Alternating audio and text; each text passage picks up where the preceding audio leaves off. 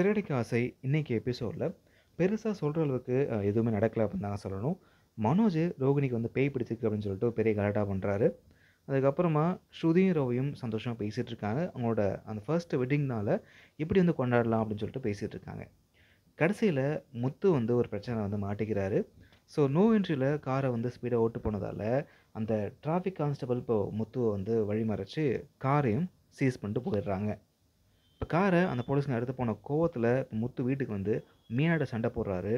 மீனாவும் அந்த காரை வந்து திரும்ப வாங்குறதுக்கு அவங்க தெரிஞ்ச வழியில் இப்போது ஒரு போலீஸ்காரை பார்த்து பேசுகிறாங்க.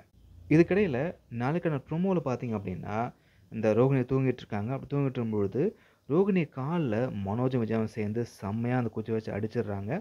இதனால் வலி தாங்க முடியாமல் ரோகிணி கத்த, விஜயா இப்படி அடித்தாதாம்மா பேய் போகும் அப்படின்னு சொல்ல, ஆனால் இப்படி அடித்தா நான் செத்துருவனே அப்படின்னு ரோகிணி கேட்குறாங்க. உடனே மனோஜ் குச்சை தூக்கி போட்டுட்டு ரோகிணி பக்கத்தில் போயிட்டு ஏன் இப்படி சொல்கிறேன்னு சொல்லி கேட்க விஜயோட முகமே மாறுது.